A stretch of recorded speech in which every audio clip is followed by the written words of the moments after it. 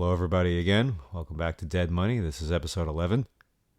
Today we're going to talk about the complete and utter shellacking I took over the weekend at the Wynn.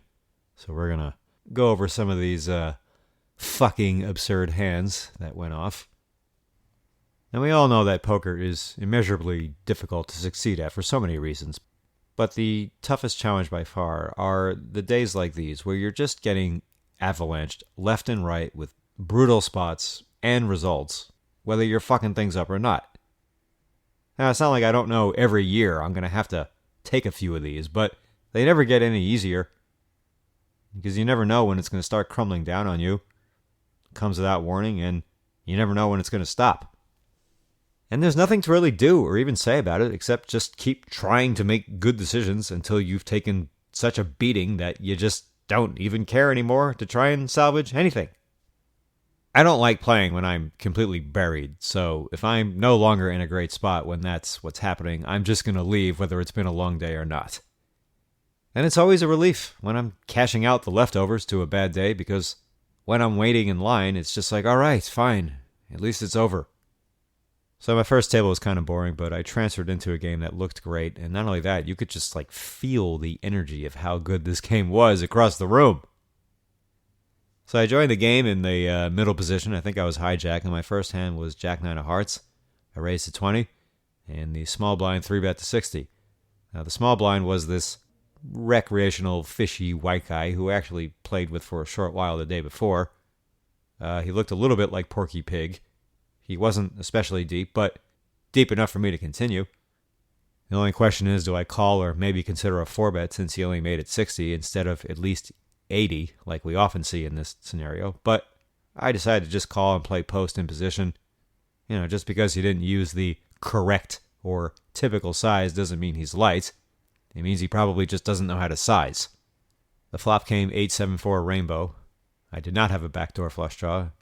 And then he just throws out this $75 C-bet into 120, and I briefly considered raising in spite of not catching any hearts. In hindsight, I wished I had, but at the same time, when you hear what happened, I'm not sure why it would have made a difference. So I call. Let's just see what he does next. Maybe I can bluff some turns. And the turn was exactly the type of card I was hoping to see. It was a 6, and he checks. So the board is now 4, 6, 7, 8. The pot has 270, but he only has about 600 left. I suppose I can just jam. But what I did instead was bet not that big on the turn so that I could bluff jam on the river, if I still have to, for what would still be an imposing size. So I bet 105 and he calls. And on the river, the board paired 8s, which was the board's highest card. And as I said, there's a 4-liner straight on it, and he has checked again. And now I did go all in. So he thinks for a few seconds, and then he says, "You're all in?" I did not answer him. Then he picks up his cards. It looks like he's about to fold. But then he throws a chip in and says, "I call." I say, "You got it." And I turn my hand over. And you know what this guy had? And he said what he had as he was turning it over. But I'm going to give you a few seconds to come up with just one guess. Okay, so do that right now.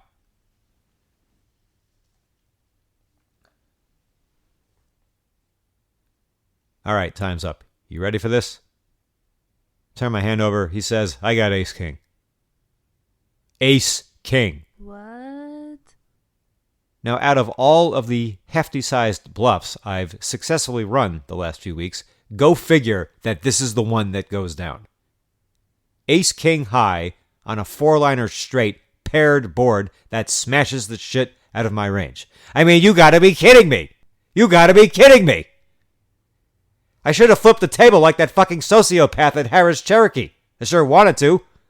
Because I'm convinced at this point that this man who had just called me with ace-king high all in for a pot-sized river jam on an 8-high paired board that also has a 4-liner straight did the same thing at Harris Cherokee, and that was what prompted that guy to flip the table. Not an all-in, which he had the winner and got sucked out on. No, it had to have been against this guy. He had to have bluffed jams and been called by a hand that stands next to no chance at winning because of how likely it is to just lose to a gigantic plethora of bluffs.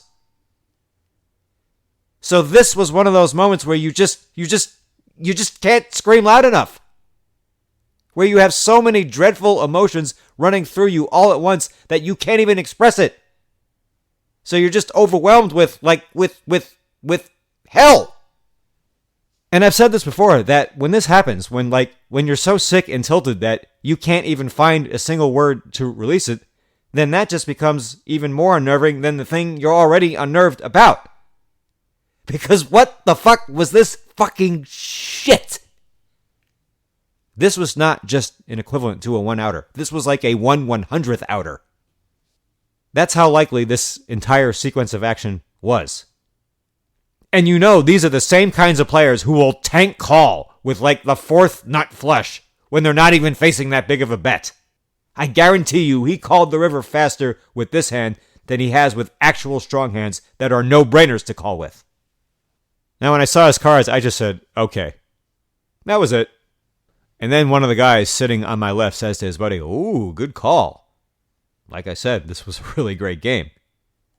His hand won, therefore, his call was completely precise and sound, but had he lost, then it would not have been. Easy. Now, it can be really hard to bite your tongue in these kinds of situations, but I did. And I've been able to for a while now, unless someone says something idiotic directly to me, but no one had. Now look, you can dissect this hand any number of ways you want. You can say I could have or should have raised the flop. You can say I could have or should have bet bigger on the turn, maybe even jam. You can say all those things all fucking day. It doesn't matter because my question in response will remain the same. What fucking difference does it make? Because what are you trying to say exactly? That ace-king has a clear check call on the turn and river once I don't raise flop and blast the turn? Or just blast the turn at a huge size if I don't raise the flop? Is that your point? He's not supposed to fold in that situation? He's just supposed to call it off unless I take a line different from the one I used? Now, when you consider that he held on with this hand all the way, why would he have folded in any other spot? Why would he fold to a flop raise had I done so, seeing as what he did anyway? If I raise flop and he calls, why would he fold to a turn jam, seeing as what he did anyway? And if I did jam turn after just calling the flop, why would he fold, seeing as what he did anyway? And I guess that's the funniest part about this hand. Nobody knows the unknown. Maybe he would have folded had I done any one of those things. I don't know. But if so, hypothetically, why then, instead of to what happened now? What would be the logic? You know, this is just obviously one of those times where there's no good sense in trying to figure out what a person was thinking or why. It was just a total short-circuited brain cramp meltdown that somehow happened to work out. This hand reminded me of the Seahawks-Patriots Super Bowl, which was a good 10 or 11 years ago by now. You remember that? This time the blunder didn't work out, but the Hawks were down 28-24. It's 2nd and 1. We're at the very end of the game. Marshawn Lynch almost scored on the previous play, and it was the best short yardage running back the NFL had seen in years. But instead of giving him the ball to just punch it in on one of the next 3 plays, which you could have bet your fucking life he would have, and probably just on the very next play, instead, they just throw this stupid slant into the middle of the field, and they get intercepted, and they lose. They took that Super Bowl trophy, which was theirs for the taking for the 2nd straight year, but instead, they threw it across the field and said, here, Tom Brady, you haven't won in a few years, so let's rectify that. I don't think the guy necessarily got a read on me. I mean, maybe he thought he did, but either way, who cares? What is the fucking difference? Now, unfortunately, I wasn't lucky enough to be bluffing with a pair in this hand because I goddamn well could have been. I opened from the hijack, and anything I open from there can call his small 3-bet, so when this flop comes, 8-7-4 rainbow, I have a lot of possible strong hands already. There's 15 combos alone of either 6-5 suited for the nut straight or any set, plus 8-7 suited for top 2 pair. I'm also going to have ace-8 suited, 9-8 suited, ace-7 suited, ace-4 suited, pocket 5s, pocket 6s, pocket 2s, pocket 3s, pocket 9s, pocket 10s, maybe even pocket jacks. If you include jacks, that's 69 combos of hands that are either nutted or just have ace-king high in bad shape. But he throws out this stupid flop bet. And I'm going to be seeing the turn with so many fucking hands, strong, medium, or weak, because A, any pair might be the best hand anyway, and B, if it isn't, if a 5 or 6 comes, I can still bluff at it and win that way. And it's going to be really hard for him to just call it off with an overpair, which is obviously what I'm anticipating myself to be bluffing against, because I may have outflopped him, but if I didn't, now there's a bunch of ways I turned him. 10-9, pocket 5s, pocket 6s, and ace-5 suited were all losing to an overpair on the flop, but almost the entirety of that range now has an overpair drawing dead after the turn. But he didn't even have an overpair. He had the top 2 overcards. Not the top 2 pairs, the top 2 overcards. Now look, there's no universe in which he should ever consider calling down with this hand, and if I bluff him, who cares? That's not him getting exploited. He's just doing what he has to do. He's out of position with nothing on a board that favors me more than white men in the 1800s. Now, just for analyse's sake, the 2 primary bluffing hands he can expect to face that ace-king can beat are Jack-10 suited and Jack-9 suited. Both of those hands are overcards with a gut shot to the nuts. Now, would I float King-Queen, King-10, King-Jack, Queen-10, all those kinds of hands that are purely nothing but overcards and that have to go runner-runner to make anything big and plus are just likely dominated by him anyway? Yeah, maybe. Because it's the same thing. I'm just looking for a scare card on the turn to bring a lot of heat with. My actual equity isn't such a concern. So, with that in mind, his hand won't lose to as many bluffs as it would if I do just fold those hands to a c-bet. But he's never going to expect me to call with those hands. I don't even know why I'm bothering to do all this. I mean, sometimes people are just losing and have had enough and they just want to dump their stack off. They don't want to sit there bleeding, waiting to get stacked. They just want to double up now and leave or get stacked and go home. And that's what this guy wanted to do. And as soon as he won, he said he had reservations and had to go, which was funny because he said that the day before too, but stayed a good 20 or 30 minutes longer than he said he would. He didn't win a big pot right before he left, so maybe he did have reservations. Maybe he wanted to stay a little longer, try to get lucky, but push the time as long as he could. But today, now that he has won, he can just go. So maybe he was trying to cover his ass for a hit and run. Only he knows. But people definitely do that. But, he could have had reservations because sometimes that is why people call you. They think, all right, I was just about to leave anyway. Let's just spin the wheel on the 1% chance I win this hand. Because do you think he was really expecting to win when he threw the money in? Do you really think he thought, oh, I got this for sure? Now, when these things happen, it makes me think sometimes when I do get called after a long tank in a big pot where I had something really big, it's like, how light did you call me? Since people know they can just muck, you can figure over the years that you've been called by some pretty awful hands by people trying to be ultra heroes. So, whatever. I was tilted, but not really tilted. If you get all in, set over set, and he hits the one-outer, that's going to shake you up a little bit because of how sick it was, but you're not going to be that upset about it if you're serious about the game. It was a bad beat, and that's all this was. So I didn't care that much. Not all bad beats occur in the form of an all-in where you have the best hand. They occur in all kinds of freaky ways, and this one, God willing, will be the wonkiest one I take this year and hopefully for the next few years. So the only thing I'm thinking about now is just how to play the future spots because of how this will affect my image because I'm surrounded by a bunch of fishy-looking strangers who saw me bluff it off on my very first hand at this table. Even though this really wasn't some ultra-daring move I just made with ultra-spewy creativity that doesn't make any sense. This is a move that anyone should know to make, and if you're not making it, then you're not doing things right.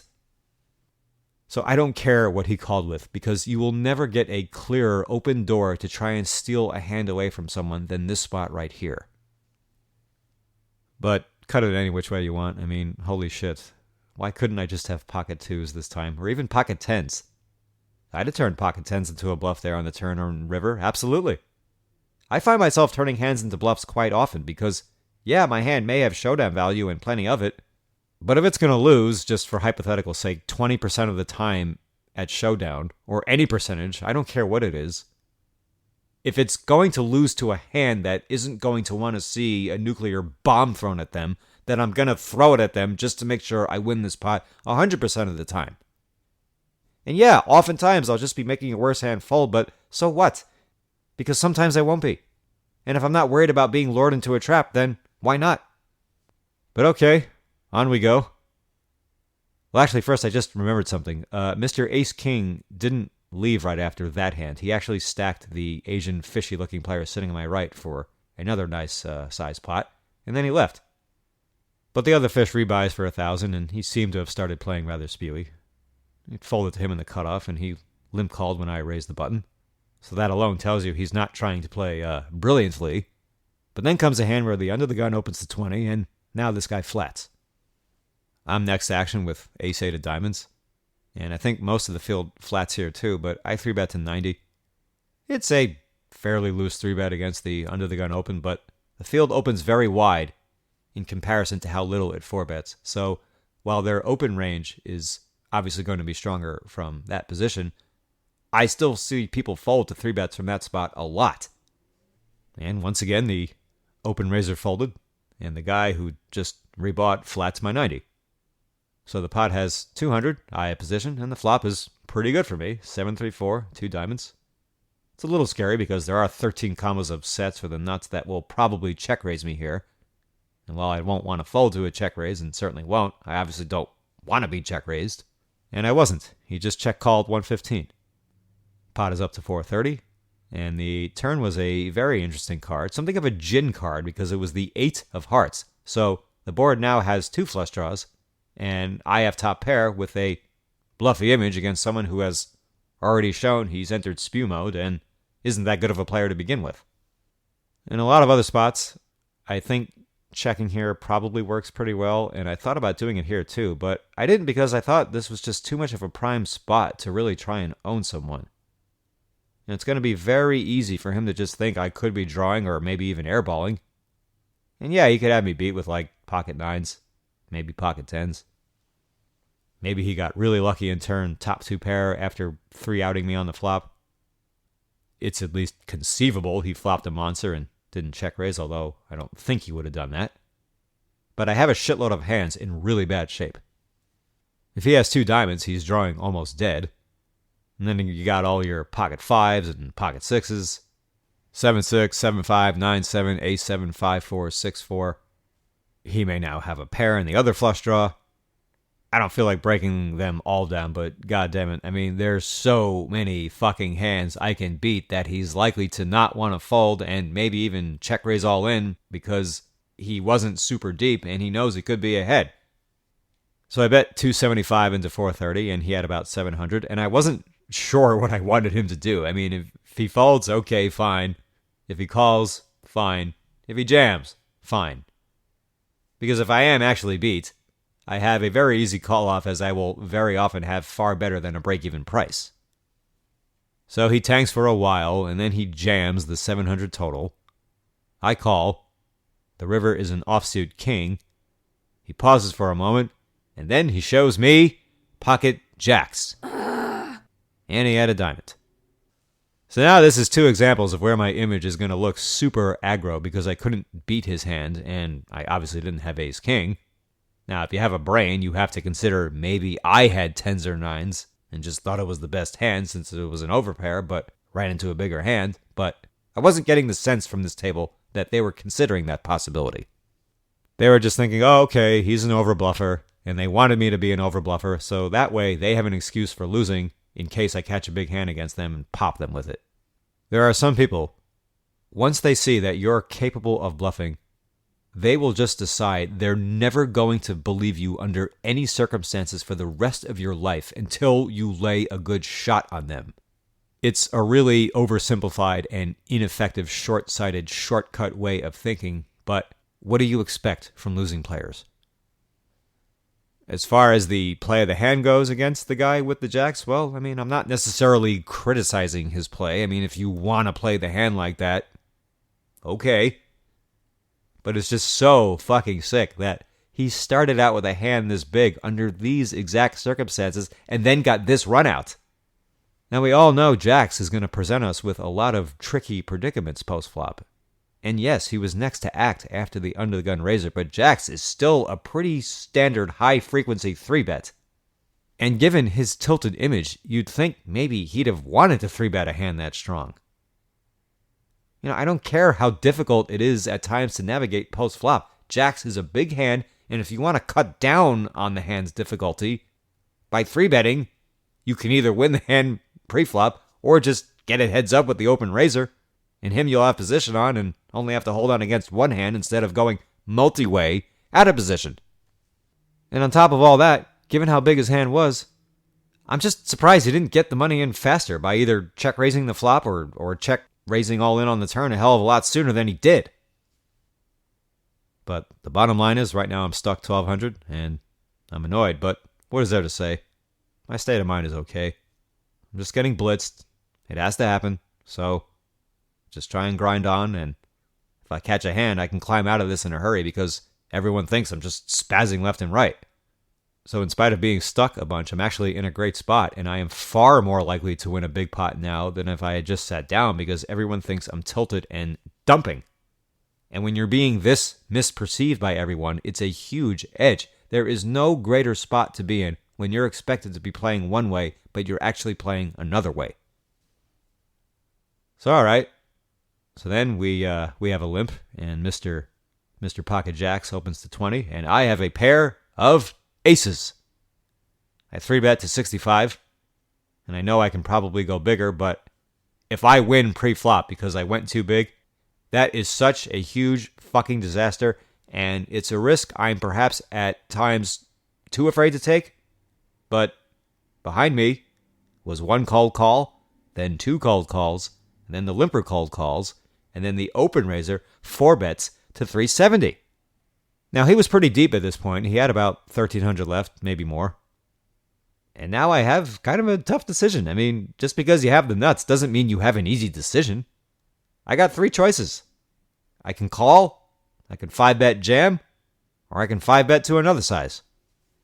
Now, when he 4-bet, I know he's got a pretty strong hand, but I didn't get the sense it was especially strong. So this was telling me I shouldn't jam.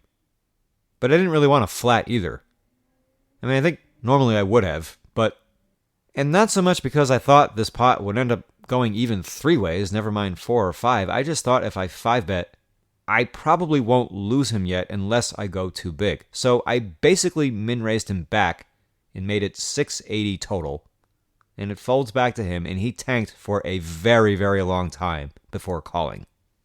Now look, before I continue, whenever people take the line that I just took by either 4-betting or 5-betting, especially 5-betting, to like this really small size, it is aces an enormous percentage of the time. Dare I say 100%? I mean, that's probably a little too extreme, but it's so fucking close to 100%, it's scary. And if my image wasn't that of a bluff spaz maniac, there's no way I would have picked this size.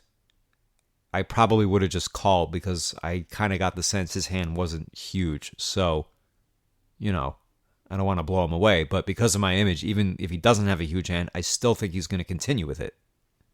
But make no mistake, I mean, this size I'm using, it screams aces. And I'm sure he was thinking about it too, but he's also thinking, well, it's this guy, so blah, blah, blah, blah, blah. But anyway, this pot has 1555 in it to be exact, and the flop is 834, all hearts, and I have a heart.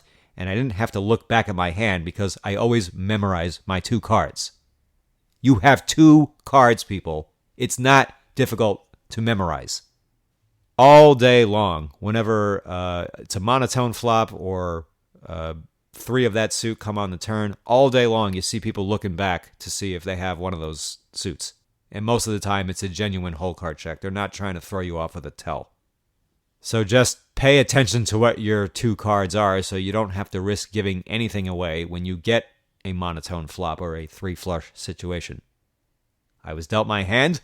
I see I got aces. Oh, cool. Clubs and hearts. All right, let's rumble. This flop is kind of annoying, though, because there's at least a chance he airballed this completely. And he checks, and I think checking back is not a bad idea by any stretch. I mean, it's almost impossible for me to lose now unless he has like king 5 of hearts and just flopped it like an asshole. But if he has like ace king or ace queen with 1 heart, or queens or jacks or tens even with or without a heart, I really don't want to risk a bad card coming off for him in a spot where he'd have been willing to put some money in on the flop. And even though checking will probably look really weak, I still don't think there's enough bluffing going on to where I should try and induce him into doing that. Or maybe I'm just not sure what to do here because it's been a while since I 5-bet aces, got called, and then got this flop with this hand. So I just spit on him. I bet 200, which was about 12% of the pot. And I think I had like 700 left, maybe less. And he tanked for forever and a day again. This is the longest hand I've played in a long time. And then he says, bad flop. And he folds. God damn it. So we have the Jack-9 bluff, the Ace-8 of diamond spot where I wasn't bluffing on the turn anymore. I thought it was likely at that point that I was ahead. And now this hand. And the Jack-9 fed the Ace-8 hand, which fed this Ace's hand. So 3 times I was in such a money spot, and 2 of them ended in max disaster. And even though I won a nice chunk here, I didn't get the total cathartic, massive knockout punch win I was looking for. But all that said, I think I chose the right line pre-flop by 5-betting, but to a smaller size.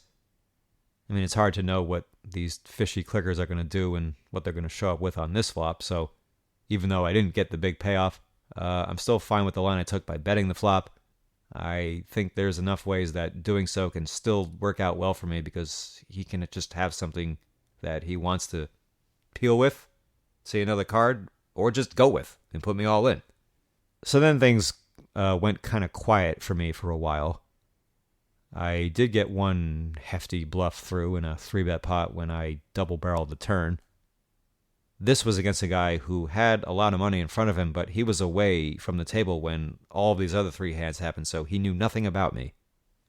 I had also seat changed to put those 2 middle-aged looking white guys closer to my right. They had been directly to my left. One of them was the guy who said, "Oh, good call," when another guy makes that miracle spaz torch punt with ace-king, but won. I hadn't played a hand for a while, but then the guy who committed that call limps from middle position. I raised to 30 from the button with ace-6 of hearts, and he called.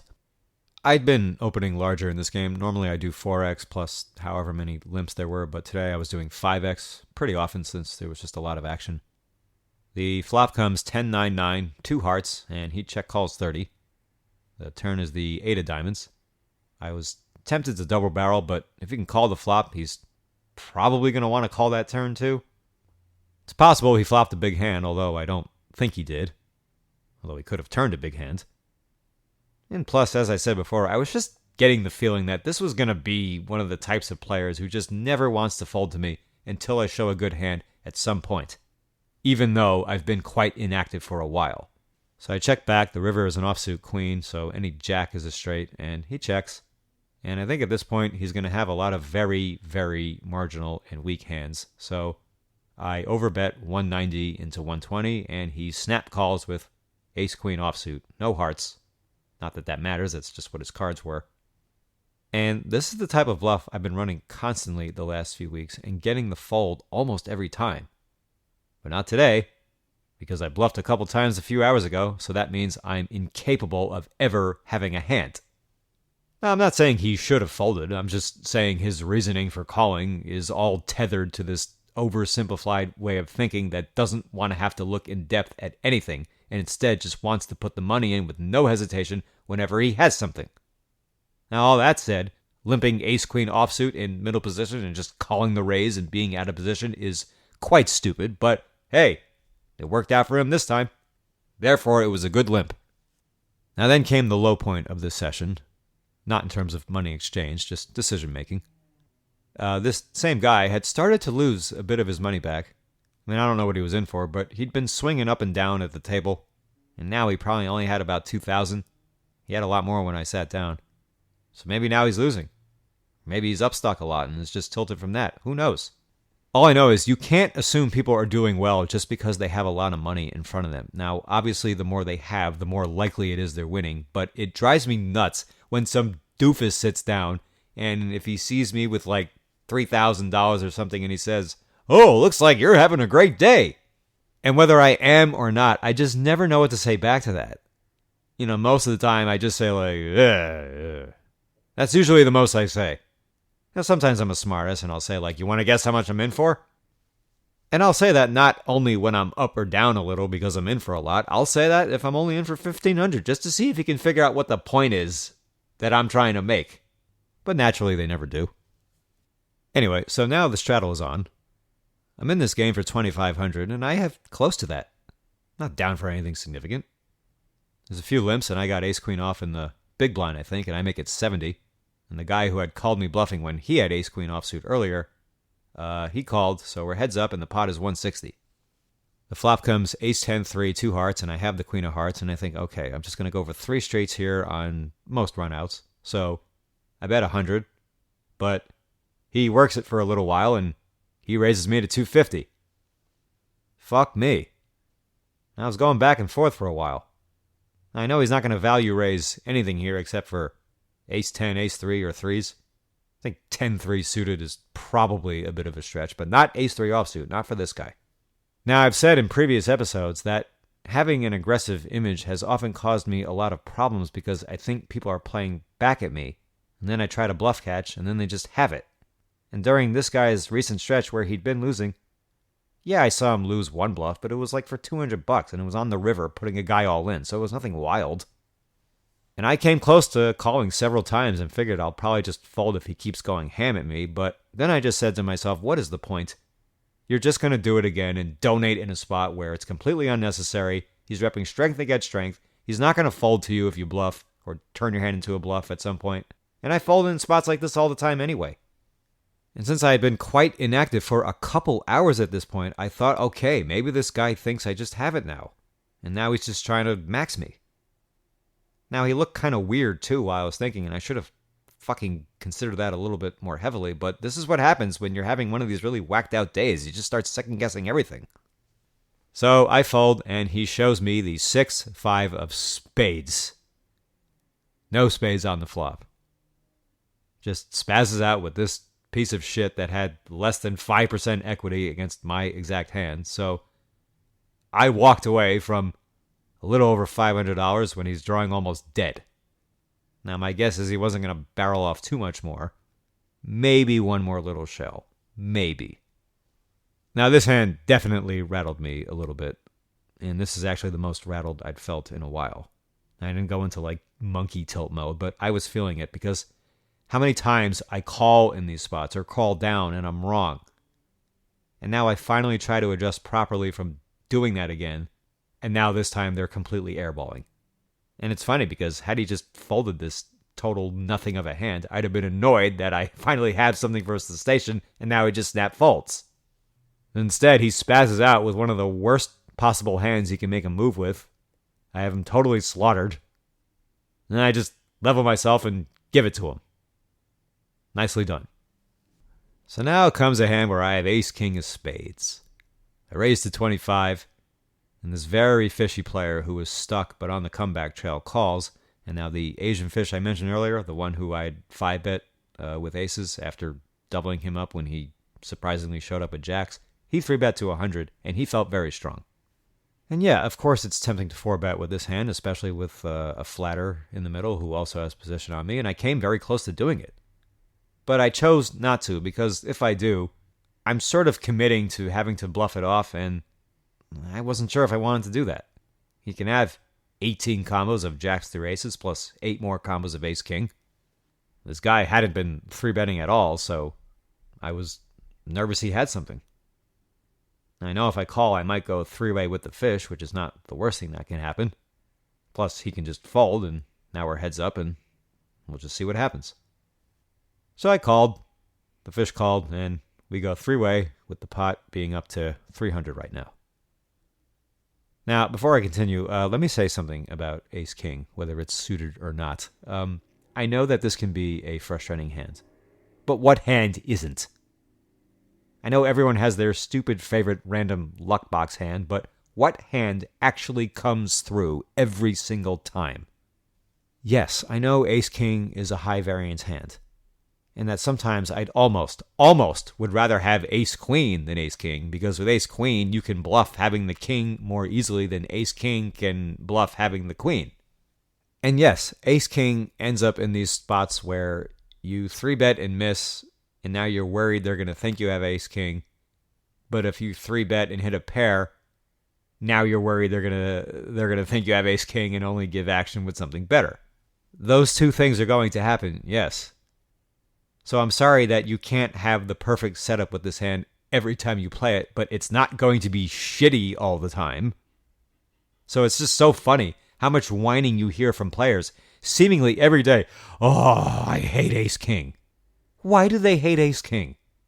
What did ace-king ever do to you? Maybe you're just not playing it well. Did you ever think of that? Because it's one of the best fucking hands you can get.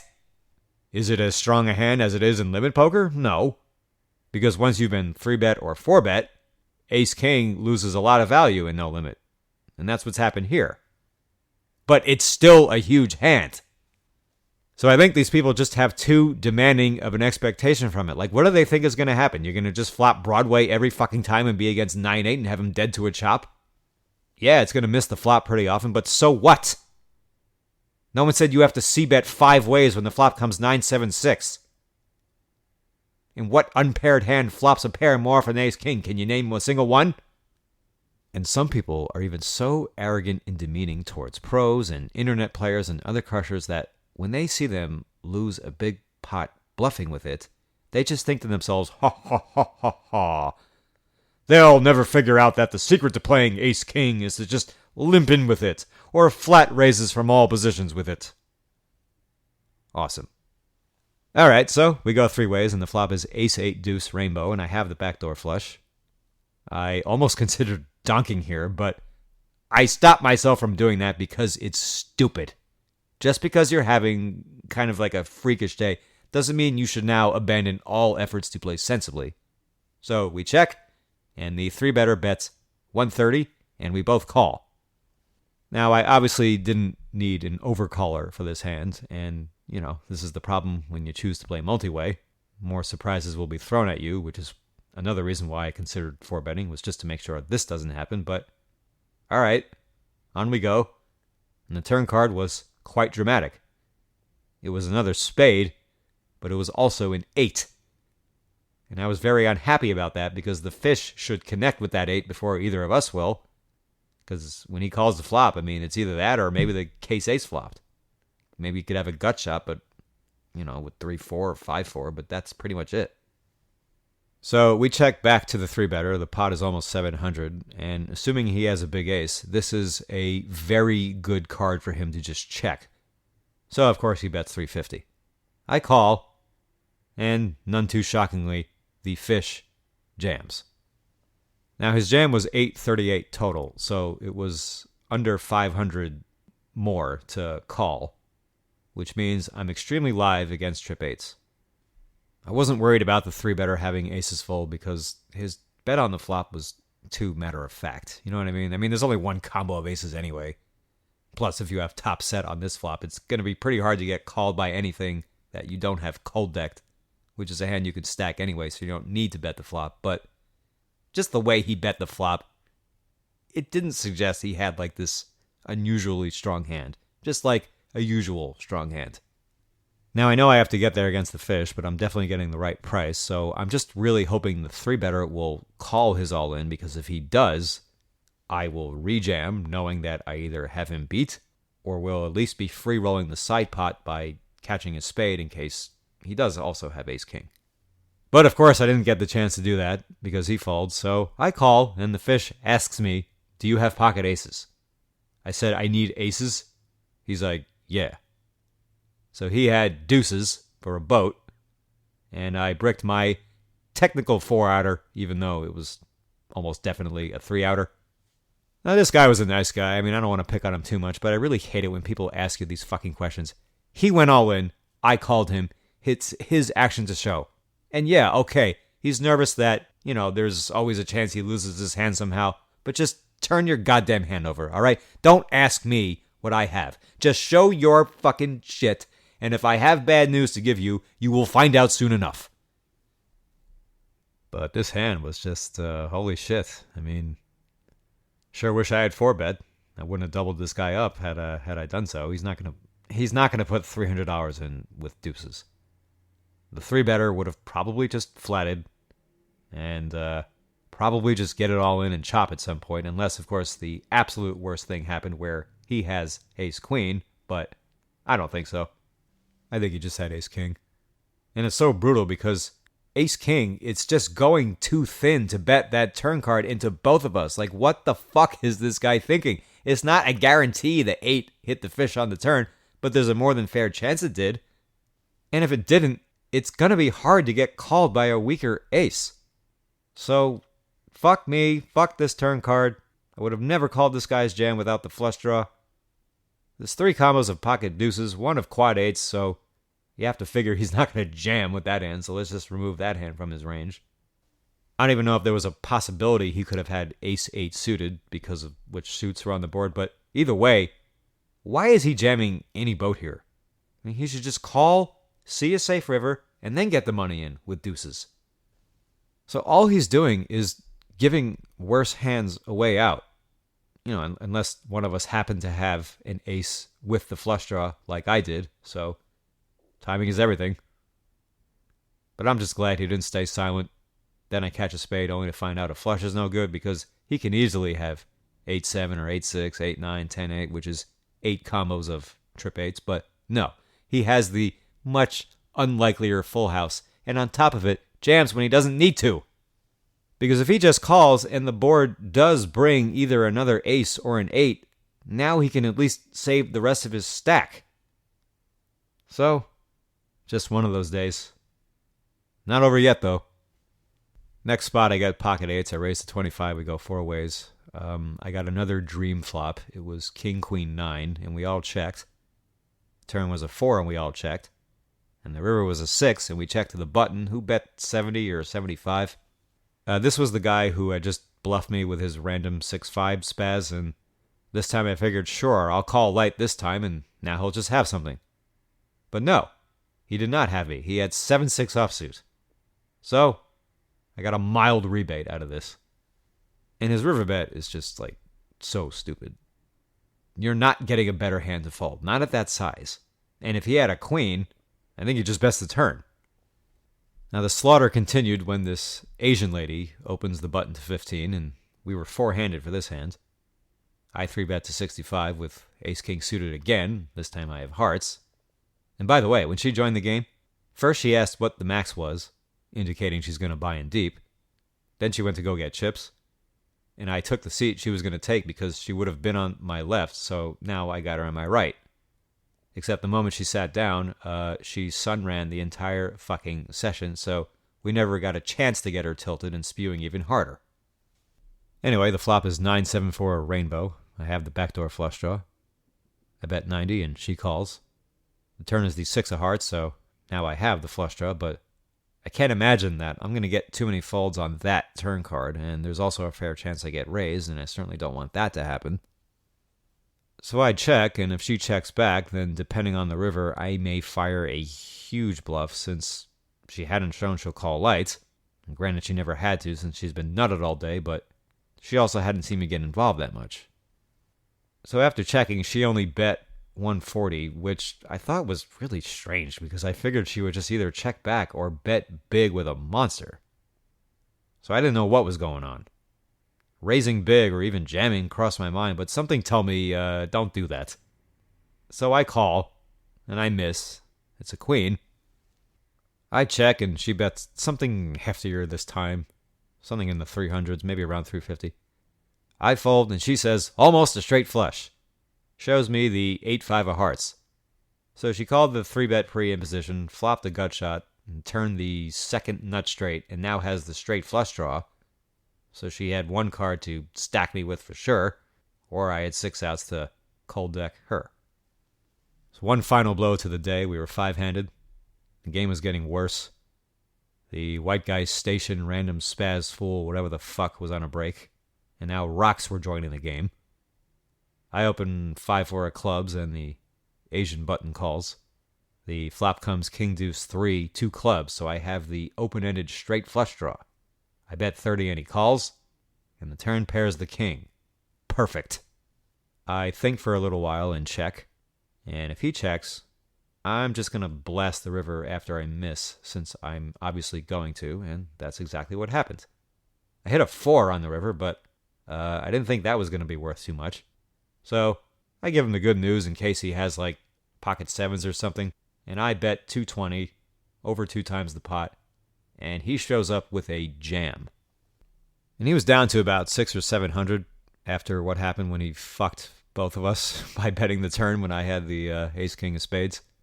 But now it's just like, how the fuck is this guy jamming? He just has pocket 4s and he hit a 1-outer? Because people wouldn't be jamming a straight here. No way. They 10 call with that hand. And then bow down in thankfulness after finding out they won. He's not doing this with chip kings.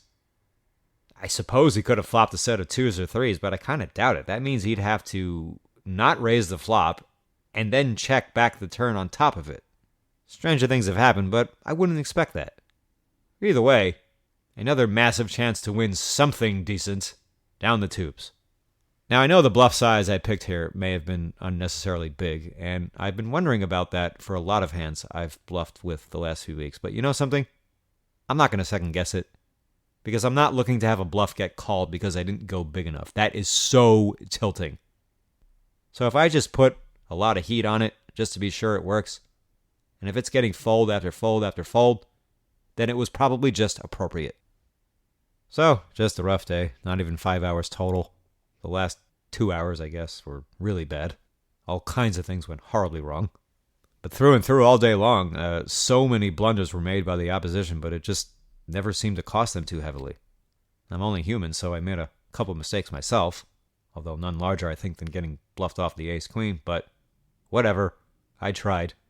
The only thing that matters is that you try, right? So I dropped 2,400 in this session, which is big enough. I've had losses exceed that by significant margins, but I really don't want to get rocked that hard at 2-5. When the lags lose, it's usually in the neighborhood of 4,000 or 5,000. And, if I was still willing to take those kinds of days on a consistent basis, I would just go back to playing higher. By playing 2-5, I'm just trying to lower, just lessen the bloodbath so that when I have a bad day, it means 2,000 or more. I'm not getting into the 5,000 or 6,000 territory. But all right, on to the next one. I turned 40 on Friday, so make sure you send me a birthday card. And then I got a trip coming up to New York next week, for a week, so I'm not sure when I'll be back. I may have time for another episode before the trip. I hope so, but if not, we shall reconvene soon enough.